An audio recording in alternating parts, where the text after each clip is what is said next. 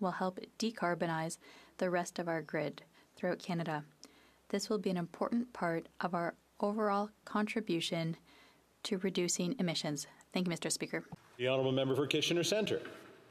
Thank you, Mr. Speaker. I'm back again tonight to continue calling on this government to fix the Canada Disability Benefit.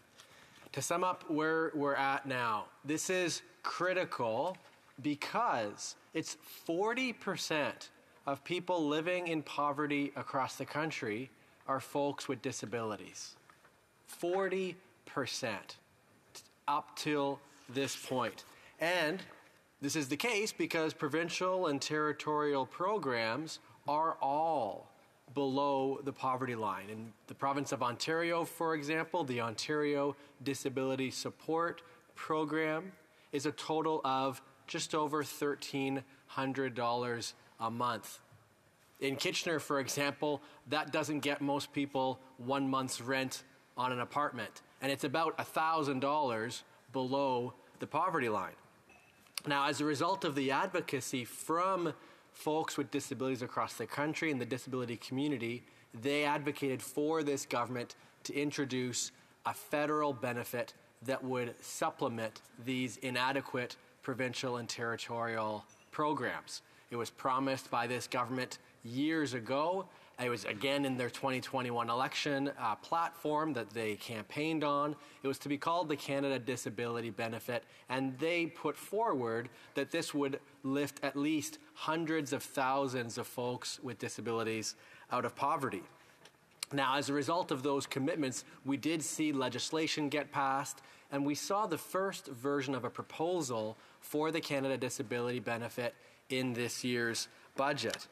The issue is that what's being proposed is nothing that the disability community had been calling for. They're proposing it to be a maximum of $200 a month, about $6 a day. They're proposing for it to only be delivered to folks who have access to the disability tax credit, an incredibly burdensome credit to get access to. And they're proposing for it to start not till July of next year. It's about 3 months before the next fixed election date.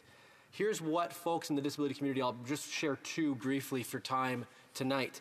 Here's Krista Carr from Inclusion Canada. She said, "Our disappointment cannot be overstated. This benefit was supposed to lift persons with disabilities out of poverty, not merely make them marginally less poor than they already are." Or I've read the words from Kate before in this house. Her words, "This budget announcement of a max of $100 more a month to a select few disabled people is the most Liberal Party thing I've ever seen." As a result, at committee, I asked the minister a series of questions, including how many people with disabilities would be lifted out of poverty and who in their consultations asked for this. Last week, we finally got some answers, and they were disappointing. The minister hasn't met with all of her provincial counterparts, including Ontario. Nothing is scheduled there.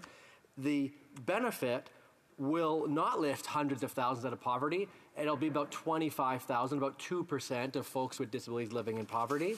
And for all their talk about nothing without us, only 3% of respondents to their online survey indicated support for the disability tax credit to be the sole eligibility criteria. So it's clear now that the Canada Disability Benefit that they're proposing didn't come from the disability community. And so my question to the Parliamentary Secretary is the same I asked months ago. If this proposal didn't come from the disability community, who is it that asked for what this government is proposing to be in the Canada Disability Benefit after 3 years of supposedly consulting with the disability community? Parliamentary Secretary to the Minister of Official Languages. Mr. Speaker, I first want to thank the member for Kitchener Centre for his continued advocacy on behalf of persons with disabilities. Nous sommes en voie de... We are on track to deliver the first ever federal benefit for people with disabilities. Design and implementation work is underway. We need to get this additional support to those who need it most as quickly as possible. The Canada Disability Benefit is a major milestone in a strong and unwavering commitment to create a more inclusive and fairer Canada. Budget 2024, we are committing to invest $6.1 billion over 6 years, beginning in 2024-2025, and $1.4 billion per year ongoing. And I want to repeat, Budget 2024 has $6.1 billion. This is the single largest line item in the budget of 2024, so it's really important. And I want to thank all of those who have been relentless in their advocacy and their championing the needs and priorities for people with disabilities. In the spirit of nothing without us, we will continue to listen and engage with the disability community in the next phase of delivering this historical benefit as we work towards the regulatory process. And rest assured, in July 2025, eligible Canadians will receive their first payment.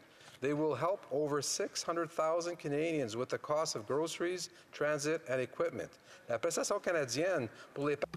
The Canada Disability Benefit has a clear objective: help to reduce poverty among working age persons with a disability. We've already said it, and I will say it again.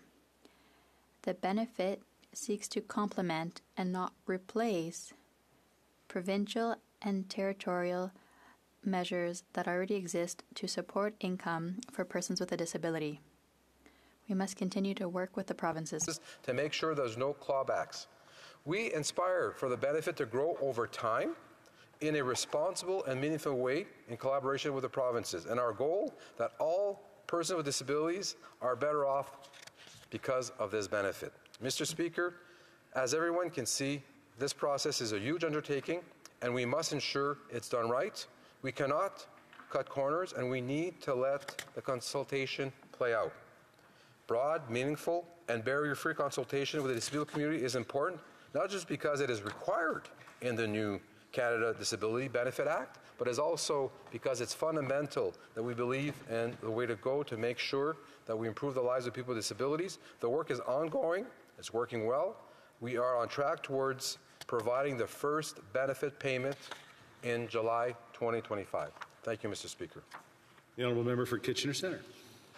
Thank you, Mr. Speaker.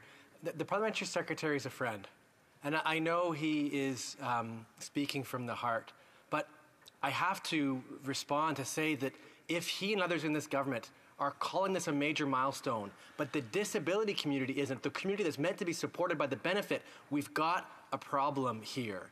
And one of those problems is the consultation process he mentioned.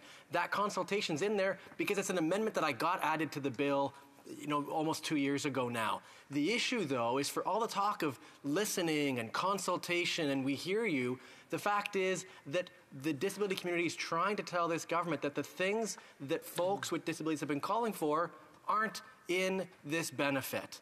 And so what they're trying to get this government to understand is that they've got to do better. This talk about it might grow over time. What we need to see is a matter of urgency to recognize that this is a crisis, the number of people with disabilities living in poverty in my community and mine, and I hope he's going to step up and do more about it. The honourable member for Nickel Belt. Mr. Speaker, since 2015, we have cut the poverty rate in half in Canada. We have lifted more than 2 million Canadians out of poverty, including more than 650 children. We are not slowing down. We are focusing on strengthening our social safety net to support the most vulnerable, including persons with disabilities. It is unacceptable that persons with disabilities are more likely to live below the poverty line than non-disabled people. Ever federal benefit for persons with disability with extra financial security to over 600,000 Canadians, we need it the most. By 2028, the Canada Disability Benefit will lift, as the member mentioned, 25,000 working age persons with disability and 15,000 their family members out of poverty each year. This is the next step in the progression of disability rights in Canada, not a destination. Our government will continue to champion the needs and the priorities of people with disabilities as we build a fairer and more inclusive Canada for all. Thank you. And the honourable member for